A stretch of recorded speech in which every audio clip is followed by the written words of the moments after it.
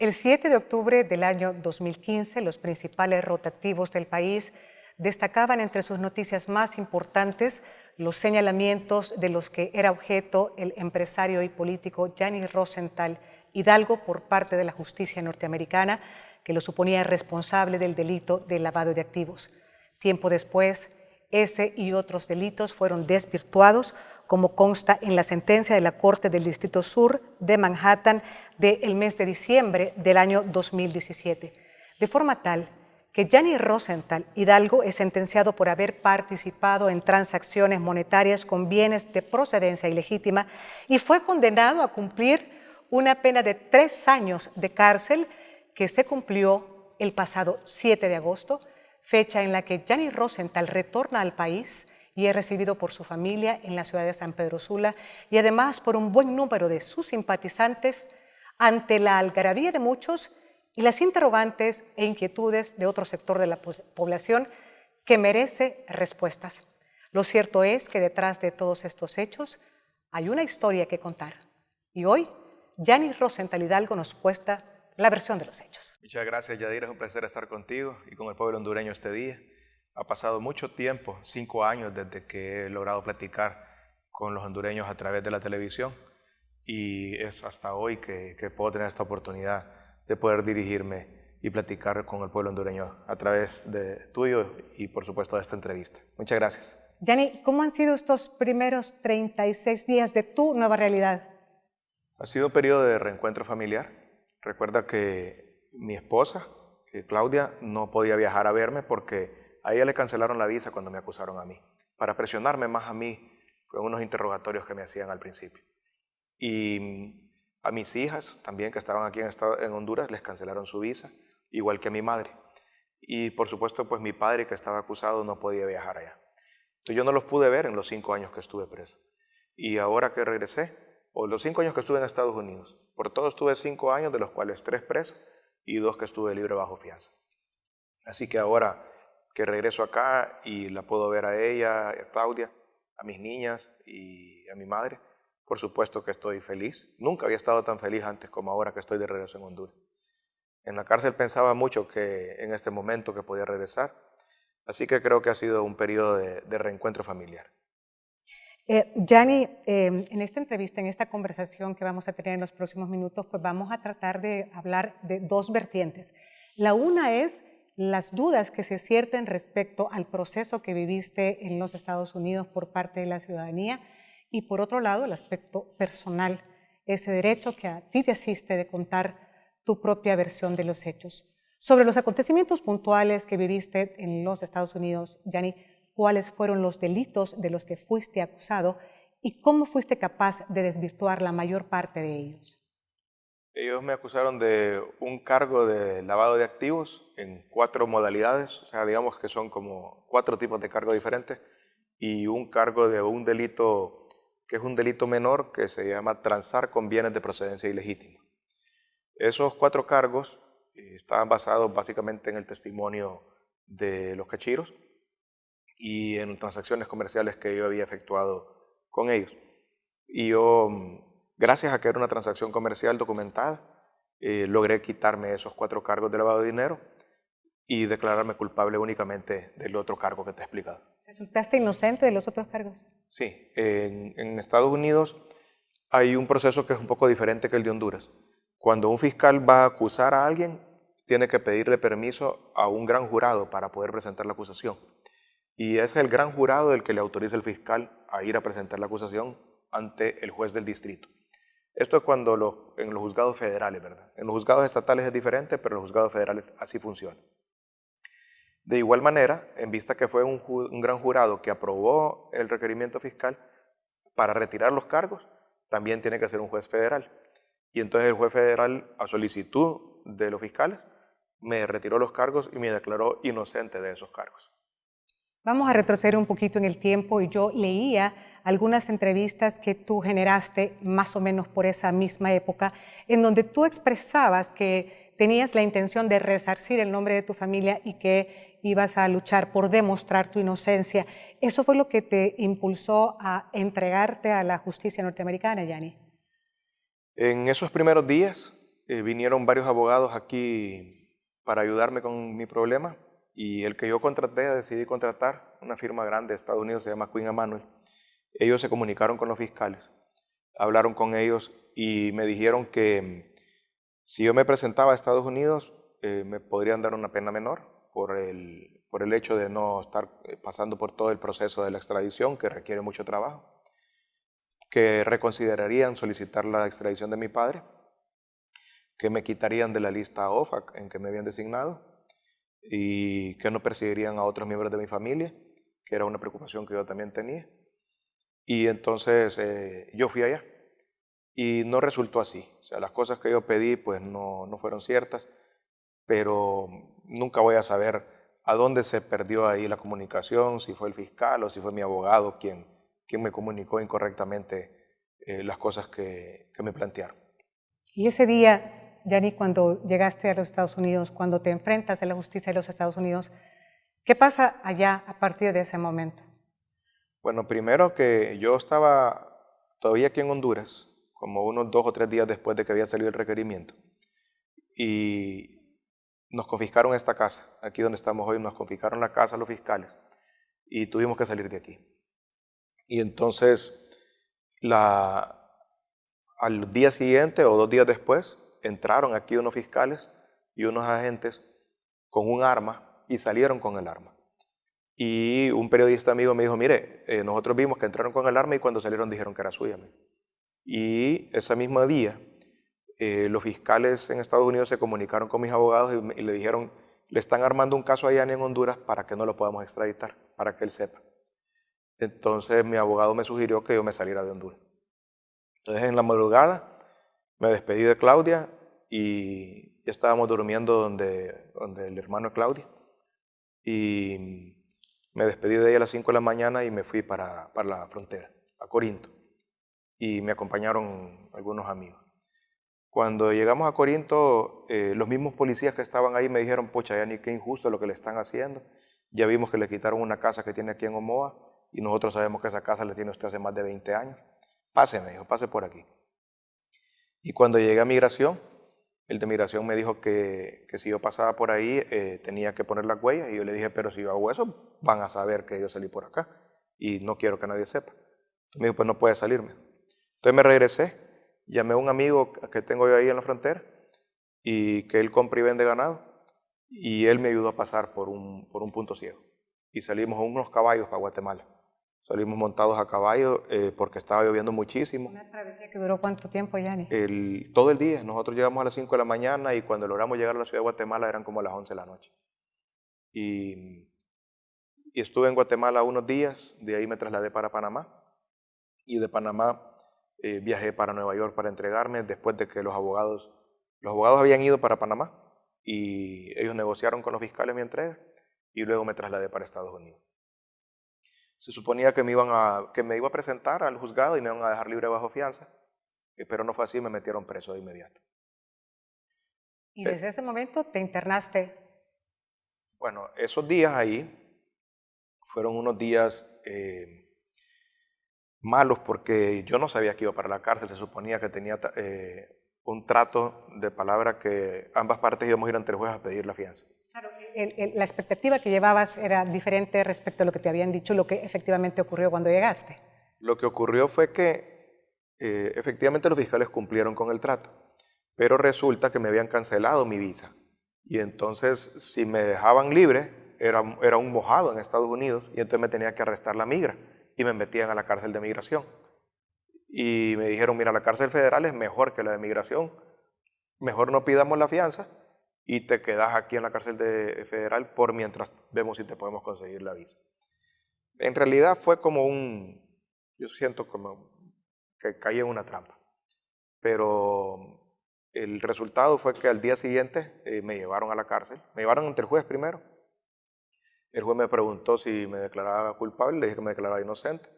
Me preguntó si quería fianza y le dije que no. Y me dijo, espérese un momento, me dice. ¿Entiende lo que le estoy preguntando? Porque es la primera vez que un preso me dice que no quiere fianza. Entonces mi abogado le dijo, mire, le voy a explicar qué es lo que pasa. Y explicó lo que te acabo de decir de la visa. Entonces el juez dijo, bueno, pues, entonces va preso. Y me mandaron a la cárcel Era un viernes por la noche y el fin de semana me metieron a uno de los pisos donde está la que llaman población general, donde todos los presos están juntos. Pero el lunes en la mañana llegaron a buscarme los guardias y me dijeron, mira, por un error te metimos aquí, te tenemos que trasladar al 10º piso, donde están las celdas de aislamiento solitario. Ay, ¿qué hice? Le dije yo.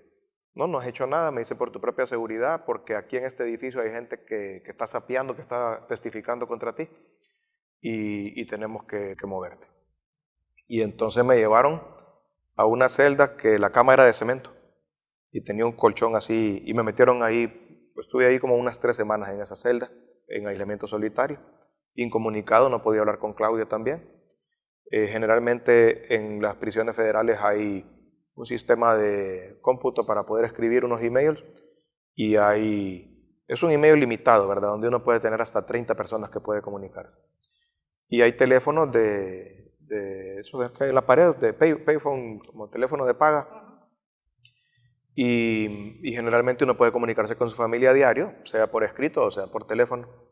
Pero esas 3 semanas ellos me incomunicaron.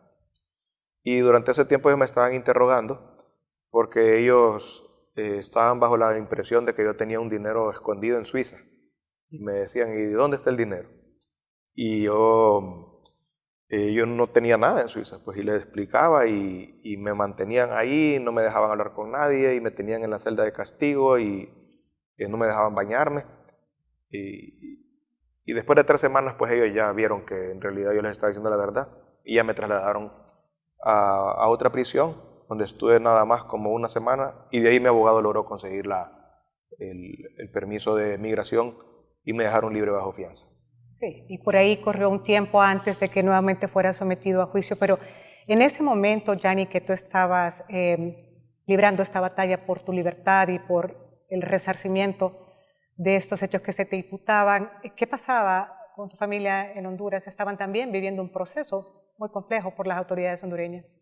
Efectivamente, aquí la Fiscalía incautó en la primera ronda más de 60 bienes a mi familia, incluyendo esta casa, como te he dicho, la casa de mi madre, que también la sacaron a ella y a mi papá de sus casas, y las de mis hermanos, que en realidad mis hermanos no tenían nada que ver en el asunto, no estaban acusados de nada, pero fueron y les quitaron sus casas, se las incautaron, y ahora están esas casas también en un proceso de confiscación. Se las han confiscado a ellos también, igual que la de mi madre, igual que la mía. Y así muchas empresas que yo y mi padre hemos construido, las cerraron. La empacadora Continental, el Banco Continental, otra compañía de alimentos Continental, Diario Tiempo.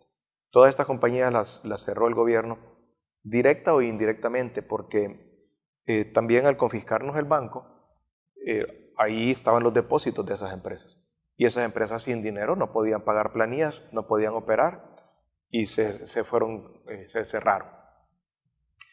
Y todo esto ocurría a una gran velocidad, todas estas confiscaciones y miles de personas perdieron su trabajo, miles y miles de personas aquí en el Valle de Sula que perdieron su trabajo por la forma acelerada en que la Fiscalía confiscó los bienes. Regresamos a Estados Unidos, Gianni, y allá pues fuiste sometido a juicio y luego recibiste una sentencia. De pronto nos puedes compartir un poco de ese momento, porque también quisiera consultarte cuál fue la vivencia tuya allá en esta situación de cárcel durante la pandemia, pero vamos por partes y empecemos por el tema de la sentencia. ¿Cómo se resuelve ese proceso? Pues yo estuve libre casi 2 años bajo fianza. Y ese momento me dio la oportunidad de poderme defender adecuadamente, de presentar pruebas. En Estados Unidos también hay un proceso que se llama discovery o descubrimiento, en el cual los fiscales me entregan a mí toda la evidencia que tengan en mi contra, sea relevante o no relevante, porque yo ahí mismo puedo buscar evidencia exculpatoria. Y yo también le presento a ellos la evidencia que considero que puede rebatir las acusaciones que ellos me hacen. Y efectivamente así fue. Yo estudié los documentos que me habían dado, me dediqué a eso a tiempo completo. Tenía suficiente tiempo claro. para leer. Ya estaba libre, pero pasaba todo el día en la oficina del abogado estudiando los documentos que me dieron y los abogados venían a Honduras a traer documentos aquí también y que yo les decía, miren, hay estos documentos en tal lugar que ustedes pueden ir a buscar y pueden presentarlos de evidencia. y fueron presentándole a los fiscales. Y un mérito que le tengo que dar yo a los fiscales en Estados Unidos y a los jueces en Estados Unidos es que son objetivos y reconocen. Si yo le presenté la evidencia, ellos reconocieron que ese cargo no me lo iban a poder probar en juicio porque yo tenía evidencia y aceptaron retirarme el cargo. Eso para mí fue algo novedoso porque aquí en Honduras yo nunca he visto un fiscal aceptar prácticamente que se equivocó o que tomó una decisión basada en el testimonio de una persona que no le estaba diciendo la verdad. Y entonces ellos aceptaron desistir de los cargos que yo logré demostrar que no había incurrido en esos delitos. ¿Cuántos fueron esos cargos? Esos fueron 4 cargos. Me quedó un cargo menor, que es este que te he dicho antes, se llama transar con bienes de procedencia ilegítima. Y ese cargo, los abogados me explicaron que es muy fácil probarlo en Estados Unidos, porque ellos no tienen que probar que yo sabía que los fondos provenían de una actividad ilícita. Nada más yo tenía que saber que la persona con quien yo estaba lidiando estaba involucrado en actividades ilícitas, y eso es suficiente para que te declaren culpable. Es casi imposible salir inocente de ese delito. Y entonces mis abogados me recomendaron que me declarara culpable. Y así lo hice. Cuando me sentenciaron, pasó algo interesante en Estados Unidos. Cuando uno se declara culpable, firma una especie de contrato con los fiscales, donde yo acepto declararme culpable de ese delito, acepto una pena que en mi caso era de 51 a 63 meses, digamos entre 4 y 5 años más o menos. Yo firmé eso. Y ellos firman lo mismo. Ellos aceptan no pedir más y yo no pedir menos. Por supuesto, el juez puede tomar la decisión que él quiere. El juez puede decir, no, estoy muy poquito, le voy a dar 10 años. O, como me ocurrió a mí, yo tuve una gran cantidad de amigos y de gente que me tiene aprecio, que le mandó cartas al juez, incluyendo muchas instituciones de caridad como la Fundación Samperana del Niño, la Fundación de Responsabilidad Social, un montón de fundaciones que hay aquí en San Pedro Sula, en Tegucigalpa y en todo el país que yo les ayudaba. Inclusive muchos activistas del Partido Liberal con que yo tenía una buena relación, o que yo les había dado becas a sus hijos o cualquier cosa así, muchachos que yo tenía becados en motivo, todos ellos mandaron cartas al juez diciéndole, mire, ya ni me ayudó en esto a mí, ya ni me ayudó en esto acá. Y por supuesto, pues mi familia, mi esposa, mi padre, mi madre, mis hermanos, todos mandaron cartas. Y el juez recibió más de 300 cartas. Y el día que me condenó me dijo, te tengo que castigar porque te declaraste culpable de este delito, cometiste un delito, pero también voy a poner en una balanza las cosas buenas que has hecho. Y entonces me bajó la pena y me condenó a 36 meses. En vez de los 51 a 63 meses que yo había aceptado, él me condenó a 36 meses, que es bastante menos, un año menos, digamos, prácticamente. Y de esos 36 meses estuve ligado en la prisión. Yo era maestro de matemáticas y tuve un buen comportamiento, y por ese comportamiento me rebajaron un 15% más, que fueron 6 meses. Al final cumplí 30 meses de condena. Es decir, que incidió en esa decisión de tu sentencia el apoyo que recibiste por parte de algunos amigos tuyos aquí en Honduras y también tu buen comportamiento en la prisión, Yanni. Y bueno, no cuesta imaginarse lo que debió haber sido esa circunstancia que viviste allá, pero hay que poner un énfasis especial en el tiempo de la pandemia. ¿Cómo viviste ese momento allá? Bueno, la prisión en que yo estaba es una prisión donde hay edificios de celdas y luego hay un edificio donde está el gimnasio, otro edificio donde están las canchas de fútbol, básquetbol, no un edificio, sino un área abierta, ¿verdad? Donde están las canchas de fútbol, de básquetbol y etc. Luego hay un edificio que es una cafetería donde vamos a comer, otro edificio que es el área de educación y otro edificio que es una capilla. Entonces, durante el día, de las 6 de la mañana hasta las 10 de la noche, yo puedo circular libremente por todas estas áreas, pero me puedo mover de un edificio al otro únicamente a la hora en punto. O sea, digamos, a las 10 de la mañana yo puedo moverme de mi edificio de celdas al edificio de educación. No puedo hacerlo a las 10:30 o a las 10:45. Y cuando quiero regresar, si ya son las 2 de la tarde en punto, entonces me puedo mover de regreso. pero o sea, el movimiento es limitado. Cuando los fines de semana también yo recibía visitas, tuve muchos amigos de aquí de Honduras que me fueron a visitar. No todos los que quisieron, porque había bastantes que me querían visitar y me costaba mucho que me aprobaran las visitas. Tenía 2 hijas en Estados Unidos que estaban estudiando allá cuando yo caí preso y ellas se quedaron allá en Estados Unidos conmigo visitándome. Mi hija Elisa, que vivía en Indiana, venía como una vez al mes a verme. Mi hija Victoria, que vivía en Miami, llegaba todos los fines de semana a visitarme. Nunca faltó un fin de semana. Y mi hermano Carlos viajaba un mes sí, un mes no a visitarme, y mi hermana Patti también viajaba a visitarme. Y también mis sobrinos, los hijos de mis hermanos, iban para allá a verme. Algunos amigos, mis tíos. Pero el 14 de marzo suspendieron las visitas por miedo a que los visitantes trajeran el virus a la prisión. Y eso fue difícil para mí porque disfrutaba mucho los fines de semana la visita. En la prisión, cuando uno recibe un visitante, es como que el mundo entra a la prisión. Y a partir del 1 de abril, el director de la prisión, el warden, nos dijo, miren, ahora el virus ya entró a la prisión, ya tenemos guardias enfermos y tenemos presos enfermos. Entonces los vamos a tener que encerrar en sus celdas. Y nos metieron a las celdas el 1 de abril y nos encerraron 24 horas. ¿Cómo es una celda, Yanni? Una celda mide más o menos 3 metros por 2 metros de ancho.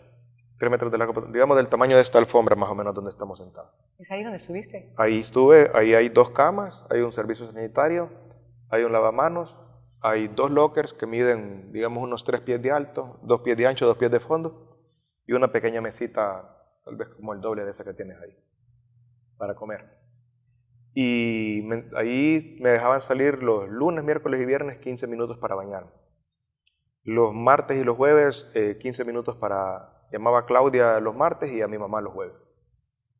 Y antes de eso yo y Claudia teníamos un horario que yo la llamaba todas las tardes a las 8 de la noche y que aquí en San Pedro son las 6 de la tarde, ¿verdad? Y ya ella sabía que yo... Pero durante la pandemia me sacaban, hay veces en la mañana, hay veces a mediodía, hay veces en la tarde. Ya no tenía un horario para poderla llamar. Fue más complicado para ella, que tenía que estar pendiente de todo el día, a ver a qué hora la podía llamar, y nada más una vez a la semana. Los sábados y los domingos no me dejaban salir. Entonces aprendí a bañarme en el lavamanos, de la cintura para arriba, y en el inodoro de la cintura para abajo. Y así medio me daba un baño los martes, jueves, sábados y domingos. Y los otros 3 días eran los días que me daba un buen baño en una ducha. Y estuve encerrado, tenía un compañero de celda cubano que estaba preso, primero estuvo preso 17 años y ahora estaba en la segunda vuelta, había vuelto a caer preso, ya llevaba como 6 de 10 años. Era reincidente el amigo. Sí, ahí 23 años preso, pobrecito. Ya un hombre de 66 años, pero fue un buen compañero, no estaba loco, que hay gente que se pone loca ahí. He llegado a una conclusión que como en Estados Unidos no hay ya manicomio, meten a los locos ahí a las prisiones, porque hay mucha gente, mucho loco. Y entonces esos 4 meses, abril, mayo, junio, julio, sí fueron meses bien duros porque perdí la comunicación. El sistema que te conté que teníamos de email, que yo podía escribirle aquí a varios amigos, ya no pude más.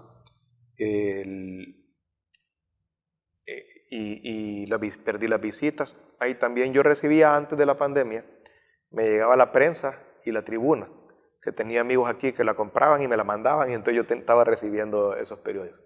Y los dejé de recibir también por miedo al virus. Y entonces perdí esa fuente de información. Yo no sabía qué estaba pasando en Honduras. Yo ni sabía que aquí la gente me estaba esperando para recibirme en el aeropuerto. Para mí fue una gran sorpresa en el aeropuerto. Yanni, volvamos un poquito al proceso. ¿Tu situación legal en los Estados Unidos está totalmente resuelta?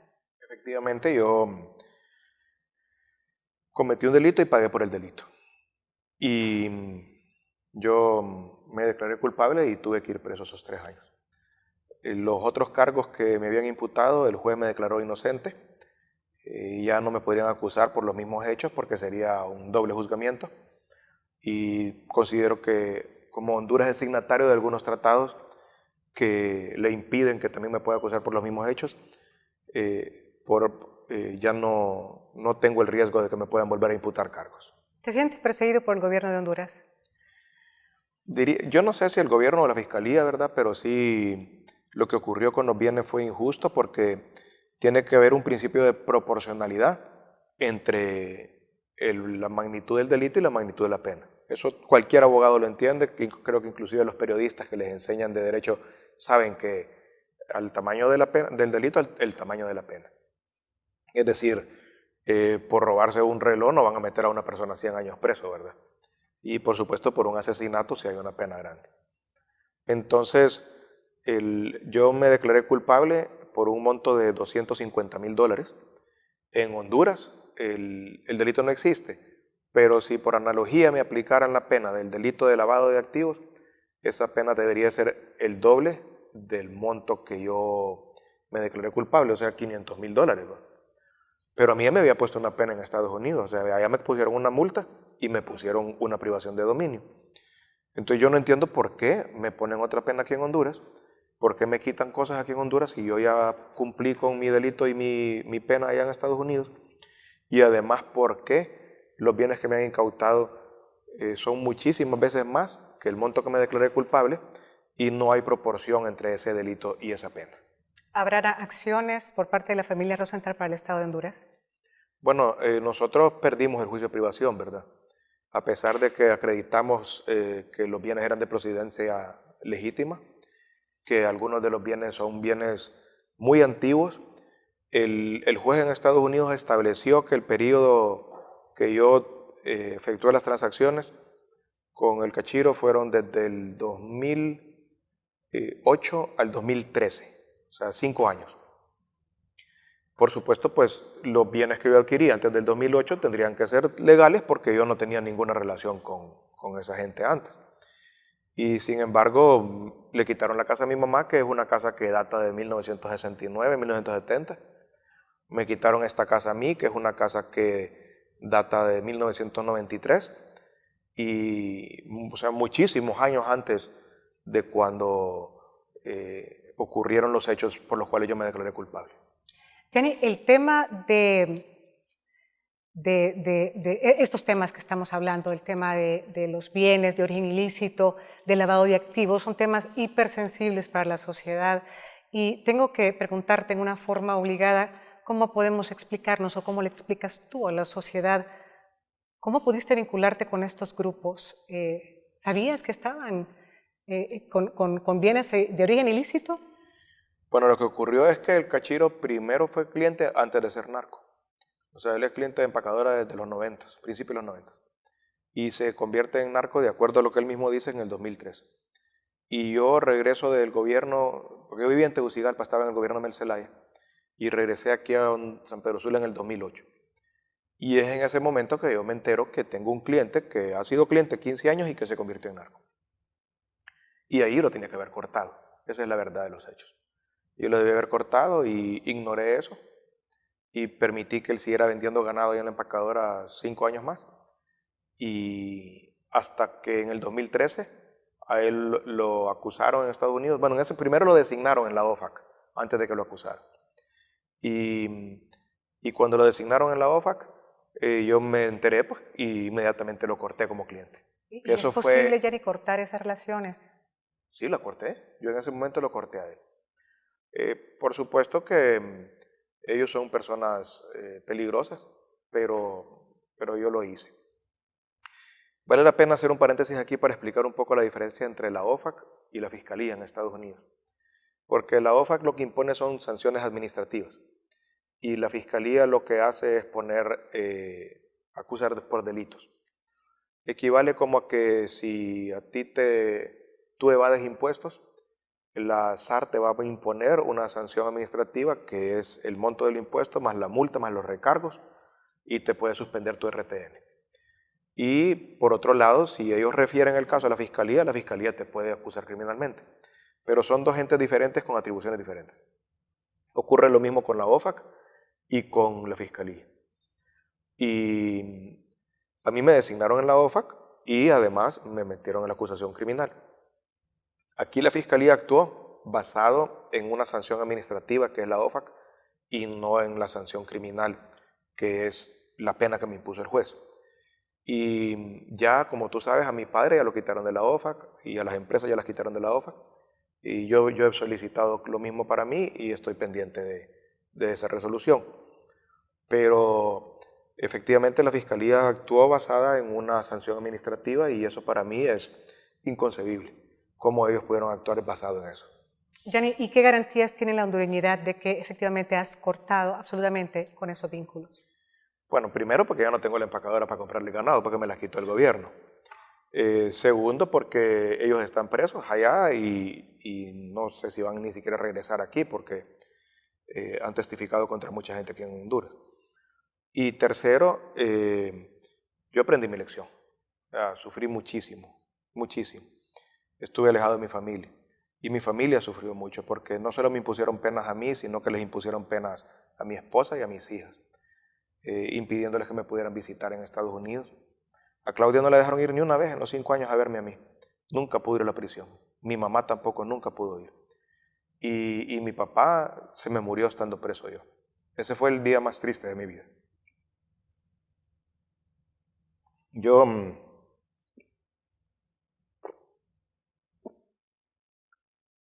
ni me gusta hablar de eso porque me cuesta mucho. Porque yo tenía una gran relación con mi papá. Era mi mejor amigo y yo también era su buen amigo. Nos podíamos sentar a platicar horas, horas. Y nos gustaba lo mismo, los negocios, la política. Y cuando él se murió, pues que no pude ni enterrarlo, me hizo sufrir mucho. Fue hasta ahora que regresé, que lo pudiera ver y despedirme de él y pedirle consejo también de qué debo de hacer. Sí lograste despedirte de tu padre entonces. Sí, me costó también porque el cementerio aquí está cerrado, no dejan entrar gente y únicamente puede entrar la gente que va a enterrar, pero ir a visitar está suspendido por el virus. Pero mi hermano Carlos no sé cómo hizo y nos permitieron ir porque, por la situación especial que yo no me había podido despedir de él. Y fui con Claudia y con mi mamá y con mis hijas y Carlos y a despedirme de él. ¿Cuál fue la última comunicación que tuviste con tu padre? Bueno, interesantemente el lunes, antes de que él se murió un viernes, y el lunes que hablé con él me dijo, fíjate que yo me he estado sintiendo débil, me dice, pero ya me siento bien, me dice. Y yo creía que no iba a aguantar a que vos regresaras. Y le dije, ¿por qué me decís eso, papá? Le digo, si no tenés nada, pues te han estado llevando al doctor y estás sano. Le digo. Porque él era sobreviviente del cáncer, pero no fue del cáncer que murió, sino que de un infarto. Y ese viernes él se sintió mal y lo llevaron al hospital y le dio un infarto bien fuerte. Y lo metieron al UCI. Y cuando me avisaron, yo llamé a Claudia y Claudia me lo puso al teléfono. Y yo le dije, pues, bueno, Claudia me dijo, hablale, no sé si te va a escuchar porque lo tienen en coma, me dijo. Pero vos hablale. Y entonces yo le dije adiós, ahí como pude y... Gianni, eso nos introduce también al plano personal. Yo había querido enfatizar en estas cosas que hemos hablado porque durante estos 3 años que tú estuviste encerrado en una prisión en los Estados Unidos, la sociedad hondureña también atravesaba por muy duros momentos y ha sido fuertemente golpeada por una serie de temas que también han sido muy dolorosos. Y es importante resarcir temas como la confianza, resarcir temas como la credibilidad y la consideración a todos los golpes que también has recibido en tu ausencia la familia hondureña. Así es que por eso era importante enfatizar en esos aspectos para clarificar la circunstancia que viviste en los Estados Unidos. Pero ahora me has llevado ya a un muy íntimo plano personal que me obliga, Gianni, a preguntarte si es esta entonces la peor experiencia que has vivido en tu vida. Definitivamente. Recuerda que mi padre fue un hombre muy trabajador y me dio a mí todas las comodidades que él pudiera darme. Viví una vida muy cómoda desde que nací, pero en la prisión aprendí cómo ser pobre. Aprendí a pasar frío, a pasar hambre, a pasar soledad. Yo le he contado a algunos amigos lo que pasaba cuando me enfermaba. En el hospital, ahí tienen una clínica en la prisión. Y yo iba ahí, digamos, yo tuve un problema con un codo que me dolía mucho. Fui el lunes, no me atendieron. Fui el martes, no me atendieron. Fui el miércoles, no me atendieron. Fui el jueves, no me atendieron. Y estaba sentado como un murito ahí, desde la mañana hasta la tarde, hasta que cerraban. Al quinto día, y bueno, los otros presos me decían, tenés que ir, porque si no, no te van a atender. Y ahí estate hasta que te atiendan, hasta que ya no te aguanten. Porque ya los otros presos que tenían experiencia ya sabían cómo era. Al quinto día me atendió una enfermera y me dijo, mire, me dice, aquí nosotros no tenemos medicina para eso que usted tiene. Pero aquí hay una tienda ahí enfrente, me dice, y ahí puede comprar una aspirina, me dice, una Tylenol para que le duela menos. Es lo que podemos hacer. Eso es lo que exactamente pasa aquí en Honduras cuando la gente va al hospital escuela, al Catarino Rivas o al Seguro Social. Y son cosas que yo nunca las hubiera experimentado, no las hubiera entendido, si no hubiera sido ahí. Entonces fue una experiencia que en cierto sentido fue la peor experiencia de mi vida, pero también fue una experiencia muy aleccionadora. Además, ocurrieron cosas que fueron positivas. Me acerqué mucho a Dios, a mi religión, aprendí mucho de mi religión. Habían bastantes otros judíos ahí y me enseñaron bastante y me acerqué más que nunca a Dios. Y eso es algo que ya creo que no lo voy a perder nunca, la cercanía con Dios. Ahora le rezo a Dios todos los días que me dé visión, que me dé conocimiento, que me dé sabiduría, que me dé discernimiento. Y creo que pues de algo muy malo salió algo positivo. ¿De qué se arrepiente Gianni Rosenthal? Bueno, cometí un error, pagué por mi error, me arrepiento de haberlo cometido y nunca más quiero volver a cometer un error de ese tipo. Pero es creo la primera cosa de la que me arrepiento de haber hecho en mi vida. ¿Hay cuentas pendientes con la justicia en la vida de Gianni Rosenthal? No, por supuesto sí tengo el juicio de privación de dominio, donde el gobierno me quiere quitar todo lo que yo tengo, absolutamente todo. Y voy a seguir adelante con ese juicio y pelear. Tengo otros juicios también pendientes con el mismo gobierno, pero en cuanto a que yo tenga acusaciones criminales, no las tengo. Bueno, pero a juzgar por tus movimientos en algunas redes sociales y las noticias que ha trascendido tuyas tras el retorno al país, infiero que estás también dispuesto a enfrentarte a un juicio un poquito más delicado, el juicio del escrutinio popular. ¿Estás considerando reinsertarte en la política a través de una candidatura? Bueno, Yadira, lo que ocurrió, como te conté, yo estuve 4 meses encerrado al final de las condenas y yo no sabía lo que estaba pasando aquí y que la gente estaba organizándose para ir a recibirme y que hablaban de una candidatura mía. En realidad es un tema que yo no lo sabía, lo ignoraba por completo. De hecho, la primera vez que me di cuenta fue el lunes, creo que era 1 o 2 de agosto, y llegó un guardia que es hondureño, apellido Chávez ahí, y me dice, hey, vos me dice, te vas a lanzar, me dice. Y yo, buena gente el guardia este. Habían guardias buena gente y habían guardias mala gente que lo trataban al preso como un perro. ¿Va? Pero este, pues como era hondureño, yo tenía empatía con él. Y me dice, ¿y vos te vas a lanzar? Me dice. Le digo, no sé ni de qué me estás hablando. Le digo, no, me dice, allá en Honduras están mandando unos anuncios tuyos, me dice, por las redes. Ya mi familia me las mandó a mí, me dice, ya los miré, los anuncios políticos tuyos. Me dice. No, pues no sé, le dije yo. Cuando salí de la prisión, me llevaron para el aeropuerto, la migra, y me llevaron para deportarme me montaron un avión. Y mi sobrino Alejandro se había ido para allá para esperarme y veníase conmigo. Y me dijo, tío, me dice, hay como 1000 carros ahí esperándolo, me dice, hay un montón de gente. Y le van a preguntar que si se va a lanzar, ahí están los periodistas, me dice. Y efectivamente cuando aterrizamos y salimos del avión, pues la primera persona que saludé fue a Claudia, y después a mis niñas y después a mis hermanos. ¿Ya maduraste esa posibilidad, Gianni? Lo he pensado, lo he estado pensando, he estado platicando con muchos liberales, con líderes del partido, con la base, con la juventud del partido. He estado haciendo una serie de consultas, no he tomado una decisión al respecto. Y sé que si lo tomo tiene que ser en los próximos días, muy rápido, porque el 13 de septiembre van a convocar elecciones y el 13 de noviembre hay que escribir planilla. Y entonces falta muy poco tiempo para eso y tengo que tomar una decisión. Bueno, pero si esa es tu tu perspectiva, Yanni. Yo necesito preguntarte cómo ha sido ese reencuentro con la sociedad hondureña, cómo valoras la sociedad hondureña que encuentras a tu regreso. Bueno, yo estoy sorprendido porque no me han recibido, digamos, como un ex convicto, sino que me han recibido con los brazos abiertos. Por supuesto que yo solo hablo con mis amigos, ¿verdad? No, los enemigos no me llaman, ¿verdad? Entonces los enemigos no sé qué piensan. Pero mis amigos están bien. Claudia se esforzó porque las cosas aquí en la casa estuvieran igual. Le digo yo que como aquella canción de que en el mismo lugar y con la misma gente. Y de verdad me siento que estoy de regreso en casa. Ella me esperó. Muchos presos, las mujeres los abandonan. El 95% de los presos, las mujeres los abandonan. Y Claudia no. Claudia me esperó aquí 5 años, mucho tiempo.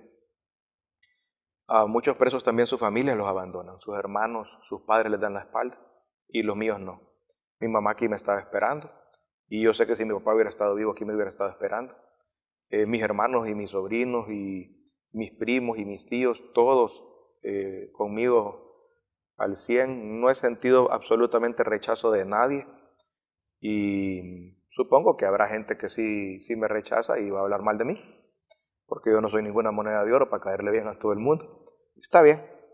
Yo soy y he sido un político y sé que no tiene que simpatizar conmigo el 100% de las personas. Solo la mitad más uno son suficientes. Bueno, Yanni, pero es importante aclarar algunas inquietudes que se ciernen a través de luego de tu regreso, porque esta es una situación inédita, no solamente para ti, sino también para toda la hondureñidad, y luego considerar la posibilidad de una candidatura a la presidencia de la República en estas condiciones.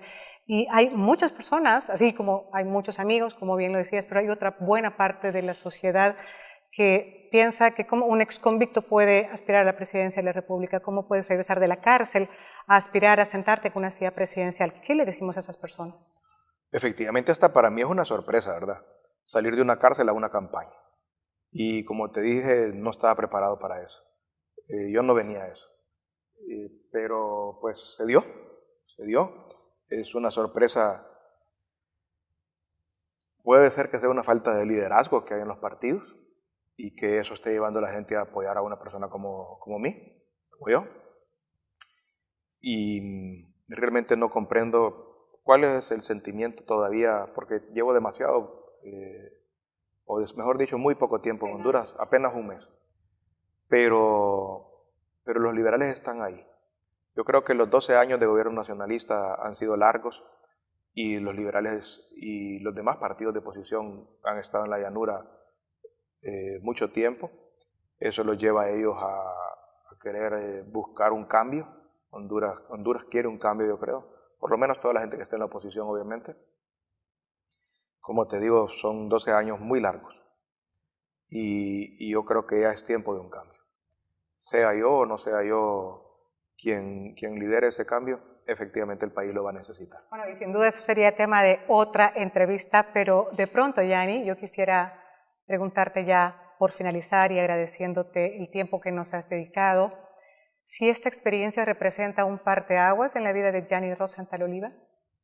Por supuesto que sí, mira, aprendí muchísimas cosas yo en la prisión. Primero, fui maestro en matemáticas yo ahí. Yo le daba clases a los otros presos, tenía clases en español, clases en inglés. Y eso me ayudó mucho a entender cómo es ser un docente. Era una profesión para la cual yo tal vez no tenía el respeto que se merece. Ahora los admiro, los respeto. Aprendí lo difícil que es estar parado todo el día dando clases ahí, que los muchachos ni siquiera le pongan atención y lo tedioso que es. Los admiro mucho a los docentes ahora. Y además pues creo que aporté mi granito de arena para ayudarle a otros presos a que se pudieran graduar de high school, que es el equivalente de bachillerato aquí en Honduras. Y me siento orgulloso que logré graduar 38 presos. Así que es una cosa que fue algo que me hace sentir bien. Leí muchísimo. Leí creo más de 150 libros en los 3 años que estuve preso. Y leí sobre cosas que nunca había leído. Algunos amigos filósofos que tengo aquí en Honduras me aconsejaron leer de ese tema y me mandaron algunas listas de libros. Leí de filosofía, leí de diplomacia, leí de ciencias políticas, por supuesto, mucho. Yo antes solo leía de negocios y de economía. Y por supuesto leí muchos libros de eso porque me gusta. Pero aprendí de muchos temas y me siento que soy una persona que ahora tengo un conocimiento más amplio de muchas más áreas de las que tenía antes, algo que no hubiera pasado si yo no hubiera estado ahí, y donde tuve el tiempo para leer todos esos libros. Me acerqué a Dios y eso ahora me da mucha fortaleza. Comprendo que las cosas que están ocurriendo Dios las decide, que si se apartan las barreras para que yo pueda seguir un camino es porque Él así lo quiere, y que si hay barreras ahí yo no debo seguir ese camino porque Él no lo quiere. Y esta decisión que me preguntaste si voy a participar o no, todos los días se la consulto a Dios. Todos los días le digo que me ayude a decidir, que me dé visión, que me dé una orientación y que me dé sabiduría para tomar la decisión correcta. Y creo que Él es el que va a decidir cuál es el camino que yo tengo que seguir. Jenny, es claro que ninguno de nosotros es una hoja en blanco, pero si esta experiencia que has vivido supone para ti una hoja en blanco y la tienes aquí enfrente de ti, ¿cómo iniciarías a escribir esa carta, Jenny? ¿Con qué palabra iniciarías esa carta? Bueno, yo ya estoy muy viejo para hacer una hoja en blanco. Ya tengo 55 años, ya tengo una historia. Nunca voy a poder tener una vida que sea una hoja en blanco porque tengo una vida que le he compartido con Claudia. Por cierto, yo llegué el 7 de agosto y el 11 de agosto cumplimos 30 años de casados. Así que tenemos una historia juntos y no voy a poder nunca escribir esa historia nuevamente. Es una historia que tampoco la cambiaría yo. Estoy feliz la vida que he tenido con ella. Y estos 5 años que estuvimos separados, pues por lo menos estuvimos comunicados. Creo que estábamos en diferentes lugares, pero estábamos juntos siempre. Bueno, es interesante, es lindo saber eso que me estás diciendo, pero yo me refería más bien, Jenny, al tema de las segundas oportunidades. Es claro que en la vida nadie tiene una hoja en blanco. Es cierto que todos venimos cargando con muchas cosas en la vida, buenas y malas, y eso es lo que somos, la suma de los aciertos y desaciertos en la vida. Pero te pregunto en función de las segundas oportunidades, porque hay de pronto muy pocas personas como tú que tienen una segunda oportunidad tan clara en la vida. A eso me refiero. Todos merecemos una segunda oportunidad. Yo mismo ahora le voy a dar una segunda oportunidad a todas las personas, porque yo no soy juez para estar juzgando a nadie y creo que aunque las personas hayan cometido un error, se merecen esa segunda oportunidad. Eso es algo que me alegra muchísimo de este país, porque en Estados Unidos no le dan una segunda oportunidad a nadie. Esa es una sociedad que es muy dura con las personas que cometen errores. Y el que cometió un error se fregó para siempre. Y nuestra sociedad es diferente.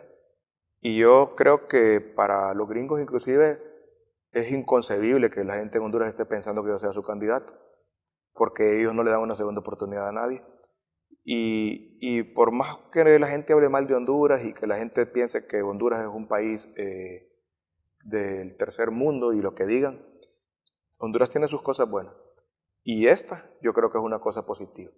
Que el hondureño no es una persona que se forme un criterio cerrado, es una persona que sí da segundas oportunidades y yo creo que es correcto porque no somos nosotros nadie para ser jueces, para estar juzgando a las personas. Entonces, en eso sí, efectivamente yo creo que el pueblo hondureño me ha dado una segunda oportunidad, que mi familia y mis amigos me han dado una segunda oportunidad y la voy a saber valorar. Nunca volvería a cometer el mismo error que cometí y voy a saber aprovechar esa segunda oportunidad. Sin duda alguna, Jenny, se nos quedan muchísimos temas como para hacer esta y muchas entrevistas más. Yo espero que haya oportunidad para eso, pero pues ahora te dejo para que le des un último mensaje, por lo menos a partir de esta entrevista, al pueblo hondureño. Bueno, yo lo que quería hoy, este día, era contarle a los hondureños un poco lo que me pasó, lo que pasó con mi caso, cómo viví esos 5 años allá en Estados Unidos, porque hay mucha desinformación con respecto inclusive a los delitos de que me habían acusado, de qué me declaré culpable, cómo concluyó el caso, lo que pasó aquí en Honduras también con la Fiscalía y con los juzgados, y por supuesto pues porque tengo muchos amigos personales y políticos que están a la expectativa de saber cuál es mi futuro Y también yo te agradezco esta entrevista que me has hecho para poder aclarar o profundizar sobre estos temas. Muchas gracias, Yadira. Yo creo que esto es muy oportuno. Te agradezco la oportunidad. No, al contrario, muchas gracias, Yanni, por compartirnos tu versión de los hechos. Te asiste absolutamente el derecho y lo que hemos querido nada más es contribuir un poco a aportar veracidad y claridad en medio de una sociedad que así lo demanda. Así es que te agradezco muchísimo. Al contrario, espero que hayan muchas otras oportunidades de conversar. Te deseo muchos éxitos, que haya madurez en la toma de decisiones. Y a usted le agradecemos mucho el favor de acompañarnos durante este espacio de tiempo. Y bueno, a mí por lo menos me queda claro que esta historia aún no termina de escribirse. Gracias por estar con nosotros.